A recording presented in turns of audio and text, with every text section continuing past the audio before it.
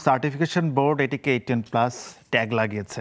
Directorial জায়গা থেকে আমরা 18+ বা এই ধরনের বা প্রাপ্তবয়স্কদের সিনেমা আমরা এটা উল্লেখ করিনি। প্রাপ্তবয়স্কদের জন্য বেটার, শিশুরা বা বাচ্চারা, অপ্রাপ্তবয়স্ক যারা, তারা হয়তো নিতে পারবেন না যে আসলে এই সিনেমাটা এই বয়স্কদের দেখা ভালো। হ্যাঁ, এই ধরনের কিছু নিউজ হয়েছে, কিন্তু এটা কিন্তু আমাদের মাধ্যমে হয়নি বা আমরা বলিও নি, যার কারণে খুঁটিয়ে দেখা হয়নি, এখনো বলতে পারবো না ওইভাবে। আগামী 29 নভেম্বর প্রেক্ষাগৃহে মুক্তি পাচ্ছে ভয়াল। ভয়ালকে প্রাপ্তবয়স্কদের জন্য সিনেমা বলা হচ্ছে এবং এই মুহূর্তে আমার অনুষ্ঠানে ভয়ালের নির্মাতা বিপ্লব হায়দার এবং সাউন্ডের ডিজাইন যিনি করেছেন, বিজিএম যিনি করেছেন রুবেল ব্ল্যাঙ্কাইটস, এই দুইজনকে আমরা যুক্ত করতে পেরেছি আমাদের অনুষ্ঠানে। সাথে থাকুন, তাদের সাথে জমি আড্ডা দিব। বিপ্লব হায়দার, কেমন আছেন? আলহামদুলিল্লাহ ভালো আছি রামিম, আপনি কেমন আছেন? জি, আমিও ভালো আছি। রুবেল ভাইয়ের কাছে জানবো, কেমন আছেন? আলহামদুলিল্লাহ ভাইয়া, thank you so much invite করার জন্য।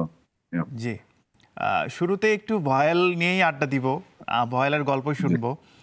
সেক্ষেত্রে বিপ্লব ভাইয়ের কাছে প্রশ্ন রাখতে চাই, প্রথম ছবি, এই জার্নিটা কেমন ছিল? একটু এক্সপিরিয়েন্সটা আমাদের দর্শকদের জন্য শেয়ার করবেন। প্রথম সবকিছুই কিন্তু একটু অন্যরকম হয়, একটু ব্যতিক্রম। আমারটা একটু ব্যতিক্রমিক হয়েছে অভিজ্ঞতার জায়গা থেকে যদি বলি, যে শুরুটা একটু ভয়, এক ধরনের কনফিউশন, এক ধরনের মানে পরিচিত নতুন নতুন মুখ, নতুন নতুন মুখের সাথে পরিচিত হতে হচ্ছে, নতুন নতুন মানুষ, নতুন ইউনিট, এবং বিগ স্ক্রিনে প্রথম বড় ক্যানভাস মানেই তো অনেক বড় কিছু। এটার সাথে যুদ্ধ করতে হয় শুরুতেই, যেই আসুক না কেন। আমি তো সাধারণত হয়তো আমার অতীতের ব্যাকগ্রাউন্ড যেটা আছে নাট্য নির্মাতা হিসেবে, যে মানে আমার ছোট্ট পর্দায় যে মানুষ, মানে আর্টিস্ট, টেকনিশিয়ান, বা আপনারা হয়তো চিনে থাকবেন অ্যাজ এ নাট্য নির্মাতা হিসেবে আমি শুরু করি। সিনেমায় আমি নতুন, এক্সপিরিয়েন্সটাও সবকিছুই নতুন। আসলে এই নতুনত্বটা বোঝাতে গেলে অনেক টাইম লাগবে, তবে ছোট্ট করে আমি বলবো, আমি অনেক কিছু শিখেছি। আসলে এটা আমার দরকার ছিল, এটা আমাকে সামনে এগিয়ে নিয়ে যাবে। লোকেশন থেকে শুরু করে আর্টিস্ট ডিল করা, টেকনিশিয়ান ডিল করা, একটা গল্প নির্বাচন করা, সবকিছু মিলিয়ে কিন্তু প্রত্যেকটা পদক্ষেপেই কিন্তু এক ধরনের একটা কি বলা চলে, এক ধরনের ক্লান্তিকর একটা মুহূর্ত সামলে নিতে হয়েছে। অনেক কিছু জানিনি, জানতে পারিনি, যেটা জেনেছি এই সিনেমাতে এসে বা এই প্রজেক্টের মাধ্যমে। সবকিছু মিলিয়ে জার্নিটা আমি বলবো আনন্দময়, শিক্ষণীয়, এবং স্ট্রাগল তো বটে আছেই। শিখেছি অনেক কিছু, হয়তো এটা সামনে নেক্সট কোনো প্রজেক্টে গিয়ে হয়তো এটা প্রুভ করতে পারবো। অভিজ্ঞতা বলতে এতটুকুই, অনেক জার্নি। জি, সিনেমা বলে কথা, বড় স্ক্রিন বলে কথা। হ্যাঁ, একটা ভয় তো কাজ করেই, এখনো ভয়ে আছি রিলিজ না হওয়া পর্যন্ত, যে দর্শক দেখার পরে আসলে ওরা যদি, ওদের মুখ থেকে আমি কি শুনবো, কি আশা করছি। নিশ্চয়ই ভালোটাই আশা করছি, যদি মন্দটা আসে খুব খারাপ লাগবে। দীর্ঘ পথ, এই জার্নিটা, এই কষ্টটা। হ্যাঁ, এই তো। জি, আমি দেখছিলাম সার্টিফিকেশন বোর্ড চালু হওয়ার পরে প্রথম এ গ্রেড পেয়েছে এই ভয়াল, এবং আপনার প্রথম ছবি, দুটোই প্রথম। এই বিষয়টি কিভাবে দেখেছেন? আসলে সেন্সর সার্টিফিকেশনের যে জায়গাটা আছে, সার্টিফিকেশনটা কিন্তু এই বর্তমান কেয়ারটেকার গভর্নমেন্ট আসার পরে সিস্টেমটা চালু হয়েছে। এর আগে আমার যতটুকু জানা, এর আগে এটা ছিল না। কিন্তু সেই জায়গা থেকে বলবো যে সেন্সর শব্দটা তো আমরা কম বেশি সবাই যারা এই সিস্টেমের সাথে জড়িত, এই সংশ্লিষ্ট অঙ্গনে আছে, সিনেমা মানে ভিজুয়ালি যারা কাজ করি, তারা হয়তো জানি। তো সার্টিফিকেশন বোর্ডের যে বিষয়টা, এটা আসলে গ্রেডিংটা এরা নতুন সিস্টেমে এনেছে। হ্যাঁ, আমি এই জায়গা থেকে আমার কাছে মনে হয়েছে যে কিছু সিনেমা, যেটা যেটা আমাকে যে তকমাটা দেয়া হয়েছে, এটা নিয়েও নিউজও হয়েছে অনেক কিছু, যেটা আসলে আমাদের মাধ্যম থেকে আমরা বলিনি কখনো। 18+ যে বিষয়টা, হ্যাঁ, এটা নিয়ে নানা রকম গণমাধ্যমে নিউজ হয়েছে, পত্রপত্রিকা, হ্যাঁ, বা টেলিভিশনের নিউজ হয়েছে, যেটা কিন্তু ডিরেক্টরিয়াল জায়গা থেকে আমরা 18+ বা এই ধরনের বা প্রাপ্তবয়স্কদের সিনেমা আমরা এটা উল্লেখ করিনি।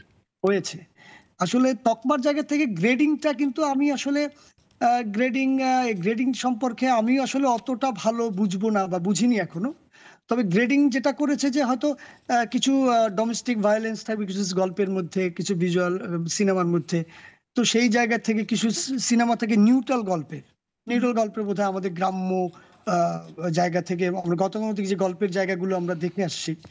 গতানুগতিক বলতে বোঝায় যে আমরা আমাদের যে কালচারের জায়গাগুলো, গতানুগতিক গল্পগুলো উঠে আসছে, ধরেন ওই জায়গা থেকে কিন্তু একটু বেরোবার চেষ্টা করেছি। আমার কাছে মনে হয় গ্রেডিং সিস্টেমটা আসলে গল্পের সিকোয়েন্সের কিছু ভারসাম্যহীন কিছু সিন বা কিছু ডোমেস্টিক ভায়োলেন্স যেগুলো আসলে প্রাপ্ত বয়স্কদের জন্য বেটার, শিশুরা বা বাচ্চারা, অপ্রাপ্ত বয়স্ক যারা, তারা হয়তো নিতে পারবেন না। ওই জায়গা থেকে তো গ্রেডিং সিস্টেম করেছে, হ্যাঁ, সেন্সর সার্টিফিকেশন বোর্ড, যে আসলে এই সিনেমাটা এই বয়স্কদের দেখা ভালো, দেখতে পারবে না বিষয়টা তা না। কারণ গ্রেডিং সিস্টেমটা আমিও আসলে এখনো ফুললি ক্লিয়ার না আসলে। হ্যাঁ, তো আমার কাছে যতটুকু মনে হয়েছে যে হয়তোবা এই কিছু কিছু বিষয়ের কারণে হয়তোবা এই গ্রেডিং সিস্টেমটা তারা করেছে। যেমন কিছু সিনেমা নিউট্রাল করেছে যে সিনেমাটা সবাই দেখতে পারবে। হ্যাঁ, এই ধরনের কিছু নিউজ হয়েছে, কিন্তু এটা কিন্তু আমাদের মাধ্যমে হয়নি বা আমরা বলিও নি। এটা বলার একটাই কারণ যে আপনি হয়তো আপনারও চোখে পড়েছে যে ভয়াল এই গভর্নমেন্ট বা এই কেয়ারটেকার গভর্নমেন্টের প্রথম সেন্সারে সার্টিফিকেশন, প্রথম সিনেমা তারাই প্রিভিউ করেছে আমার এই সিনেমাটা। সেই জায়গা থেকেই বলা আর কি। আসলে গ্রেডিং সিস্টেমটা আমিও অত ভালো করে এখনো বুঝে উঠতে পারিনি, কারণ ফার্স্ট টাইম। আর এটা আসলে গ্রেডিংটা আসলে এই কারণেই হয়তো করেছে, ডিটেলটা আসলে আমি এক্সপ্লেন করতে পারবো না, কারণ সময়টা এখনো পাইনি। কারণ সার্টিফিকেশন বোর্ড থেকে সার্টিফিকেট পাওয়ার পর থেকে কিন্তু সিনেমা রিলিজের জন্য ব্যস্ততা বেড়েছে, যার কারণে খুঁটিয়ে দেখা হয়নি এখনো, বলতে পারবো না ওইভাবে। যে গ্রেডিং সিস্টেমটা তো ভালো, গ্রেডিং সিস্টেমটা খুব ভালো করেছে, যে কয়েকটা স্তরে সিনেমার গল্প, কাস্টিং বা সিনেমার গল্পের যে ভেতরেগত যে বিষয়গুলো, এগুলো কিন্তু আলাদা করে গ্রেডিং সিস্টেম করাটা আমি খারাপভাবে দেখছি না, ভালো দেখছি। এতে মানুষ পার্থক্য করতে পারবে সিনেমার গল্পের জায়গা থেকে সবকিছু জায়গা, গ্রেডিংটা হওয়াতে ভালো হয়েছে আমি মনে করি।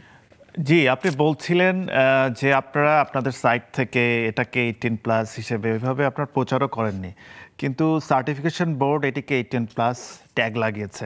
এখানে কি আপনার কাছে কোনোভাবে অসামঞ্জস্য মনে হয়েছে? আমি কিন্তু এটাও বলিনি যে সার্টিফিকেশন বোর্ড ট্যাগ লাগিয়েছে। এটা আসলে যখন আমাকে আমাদের এই সিনেমাটা প্রথম সেন্সর বোর্ড দেখে এবং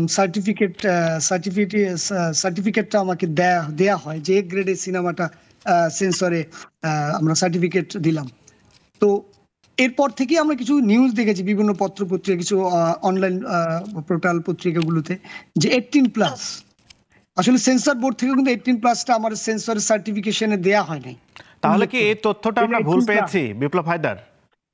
তথ্যটা আমার কাছে মনে হয় ভুল, একদমই ভুল। বিষয়টা আমাদেরকে একটু এক্সপ্লেন করেন যে আসলে এখানে ইনফরমেশন গ্যাপটা কোথায় ছিল। আসলে ফার্স্ট টাইম আমি যখন একটা নিউজ চোখে পড়ে, আমার ঠিক মনে নেই, অনলাইন পত্রিকা খুব সম্ভব, যে 18+ তকমা নিয়ে সেন্সর সার্টিফিকেট পেল ভয়াল চলচ্চিত্র। আমি একটু অ্যাড করতে পারি বিপ্লব হায়দার ভাইয়ের সাথে? জি প্লিজ। হ্যাঁ, অ্যাকচুয়ালি যে এ গ্রেডটা দেয়া হয়েছে সেটার অর্থ হচ্ছে অ্যাডাল্ট, আর একটা মানুষ তখনই অ্যাডাল্ট হয় যখন তার বয়স 18 হয়। তো সেই অর্থে হয়তো কিছু নিউজ পোর্টাল সেটাকে 18+ লেখা হয়েছে, কিন্তু আমাদের certification board, film certification board কখনো বলেনি এটা 18+, বাট তারা ওই অ্যাডাল্ট কথাটাকে ডিফারেন্ট ভাবে ওটাকে মানুষের সামনে নিয়ে আসে, যাতে মানুষের বুঝতে সুবিধা হয়, কিংবা একটু অতিরঞ্জিত করা, কিংবা মানুষ যাতে ওইটাকে একটু অ্যাট্রাক্টেড হয়, হোয়াটএভার ইট ইজ। মানে আমার কাছে মনে হয় যে বিষয়টা এরকম ভাবে, কিন্তু সার্টিফিকেশন বোর্ড কখনোই বলে নাই যে 18+। বিপ্লব হায়দার তাই কি? বিপ্লব হায়দার তাই কি? একদম রুবেল যেটা বলেছে আসলেই তো ওইটাই আমরা জানি, এবং ওটাই আমরা জেনেছি এখন পর্যন্ত, তাই জানি যে সার্টিফিকেশন বোর্ড বা সেন্সর আমরা যে নামেই চিনি না কেন, এই সংস্থাটি বা এই প্রতিষ্ঠানটি কিন্তু আসলে এই সিনেমাটাকে আপনার 18+ বা অ্যাডাল্ট কিছুই এ ধরনের কোনো তকমা দেওয়া হয় নাই। কিন্তু সার্টেনলি কিভাবে যে এই ধরনের নিউজ করতে শুরু করেছে আমরা নিজেরাও জানি না। এটা নিয়ে এক ধরনের সেন্সরের সাথে আমাদের একটা ভুল বোঝাবুঝিরও একটা পিরিয়ড অলরেডি চলে গেছে, যদিও আমরা ইনশাল্লাহ তাদেরকে বোঝাতে সক্ষম হয়েছি যে আসলে এটা আমাদের দ্বারা বা আমাদের কোনো বক্তব্য দ্বারা কিন্তু এই ধরনের নিউজ বা এই ধরনের প্রচারণা আমরা করিনি। কিন্তু হ্যাঁ, এই প্রবলেমগুলো হয় আসলে আমাদের দেশে। দেখবেন ভয়ালের এখন পর্যন্ত যতটুকু প্রচারণা আমরা আছি বা করছি, সেই জায়গা থেকে কিন্তু আপনি বিগ বাজেটের সিনেমা, মানে জি বড় ক্যানভাসের যদি বলে হয় তুফান, দরদ বা এই ধরনের যে সিনেমাগুলো, যে পরিমাণ বাজেটের সিনেমা, মেগাস্টার নিয়ে সিনেমাটা শুট করা, তো সেই জায়গা থেকে তারা যেভাবে প্রমোট করে সিনেমাটাকে, আমরা কিন্তু তাদের কাছাকাছি ট্রাই করছি। জি আমার কিন্তু অনেক বড় সুপারস্টার নেই আমার সিনেমাতে, আমি নিজেও কোনো সুপারস্টার ডিরেক্টর না, আমিও নতুন সিনেমাতে। তো সেই জায়গা থেকে আমার কাছে মনে হয় যে এক ধরনের জেলাসির জায়গা থেকে হয়তো কিছু মানুষ এই ধরনের তকমা দিয়ে নিজেরা বানিয়ে তারপরে নিউজ করেছে যে এটা 18+। তো এতে করে হয় কি, যেখানে 18+ করলে এক ধরনের মানুষের মধ্যে, যেটা আমাদের দেশে এখন এই সিস্টেম বা এই ধরনের সিনেমা এখন কিন্তু রিলিজ এই তকমা দিয়ে হয়নি। জি আর আমার সিনেমার গল্প নিয়ে আমি বলবো যে আমার সিনেমার গল্প সবার জন্য, পুরো পরিবারের গল্প। কিন্তু একটা মিষ্টি এই প্রেমের গল্প। গল্পে কি এমন বিষয় ছিল যে এটাকে এ গ্রেড ক্যাটাগরিতে রাখলো সার্টিফিকেশন বোর্ড, একটু জানবো। আসলে এই সিনেমাতে যেটা হয়েছে, যে সিনেমাতে আমি বললাম শুরুতেই যে ডোমেস্টিক একটা ভায়োলেন্সের একটা জায়গা আছে জি কিছু সিনের মধ্যে। সেটাও আমি এখন তো বলে দিলে তো আপনারা জেনেই গেলেন, জি হলে গিয়ে দেখলে বুঝতে পারবেন। জি তো ওটা কিন্তু আসলে আপনি কানেক্ট করতে পারবেন, এরকম ঘটনা অহরহ আমার আশেপাশে পরিবারের মধ্যেই ঘটছে, হয়তো জি আমরা জানি না, হয়তো আমরা জানি অনেক কিছু গোপন থাকে কিছু।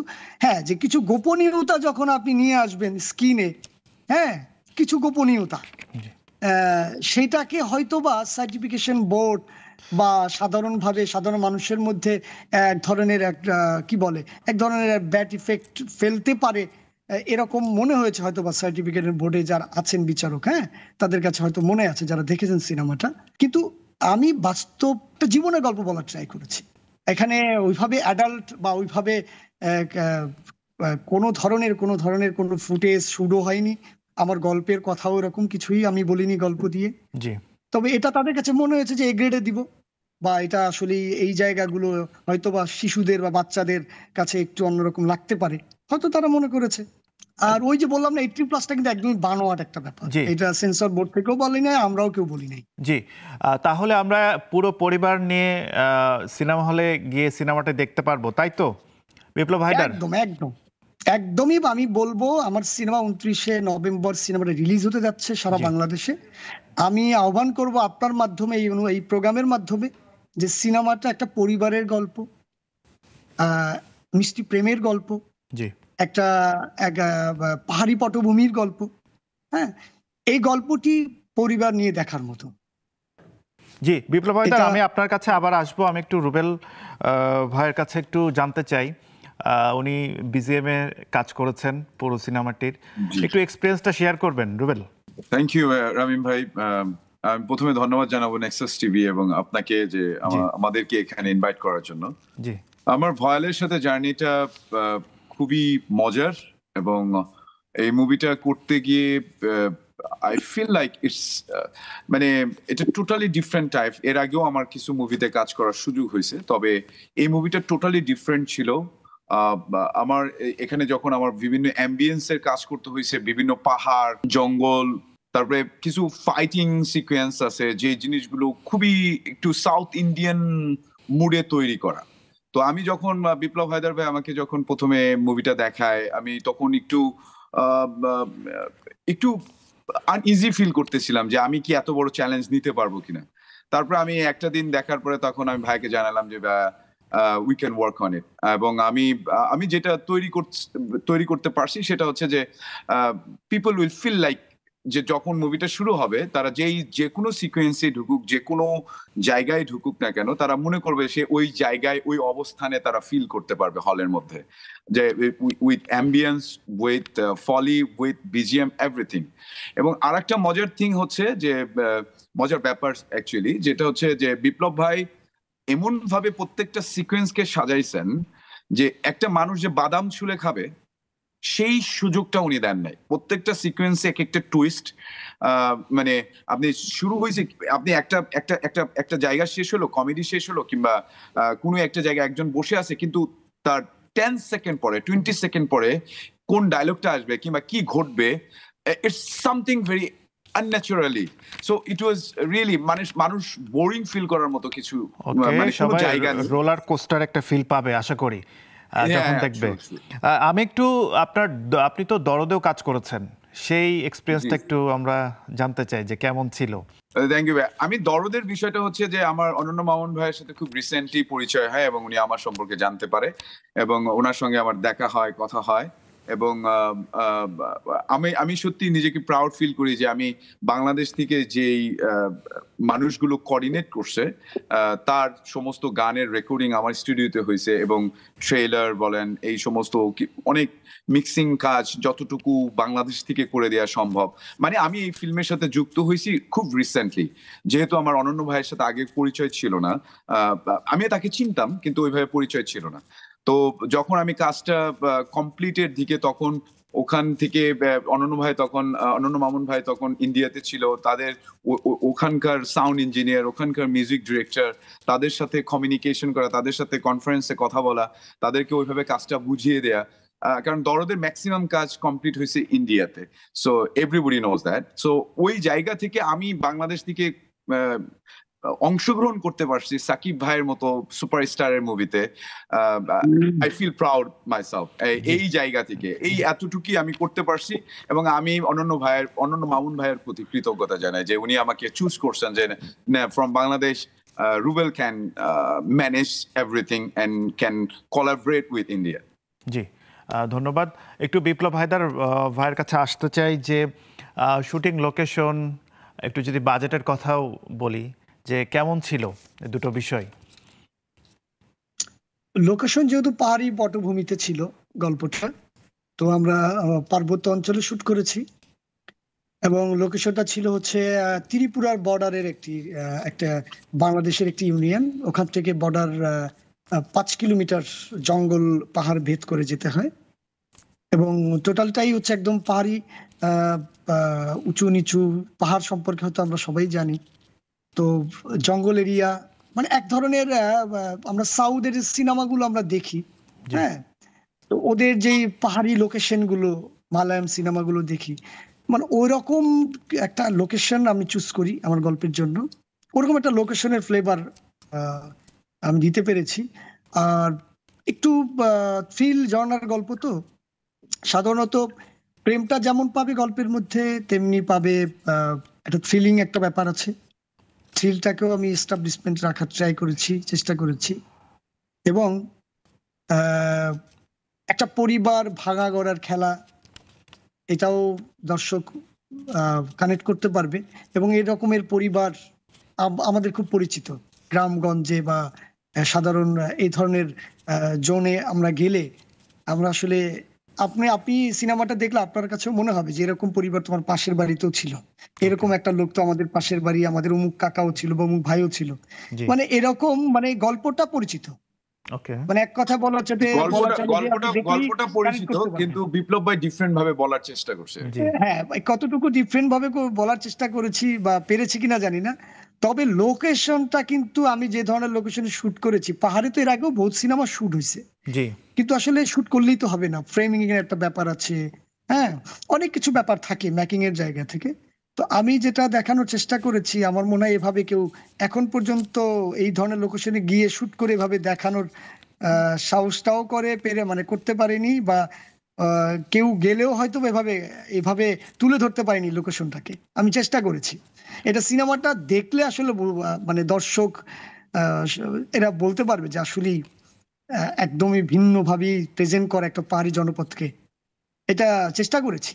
জি, আমরা কিন্তু বাজেট নিয়ে একটা চ্যালেঞ্জ থাকেই আমাদের সিনেমাতে, সেই ক্ষেত্রে বাজেট কি পর্যাপ্ত ছিল কিনা আপনি যেমনটি চেয়েছিলেন?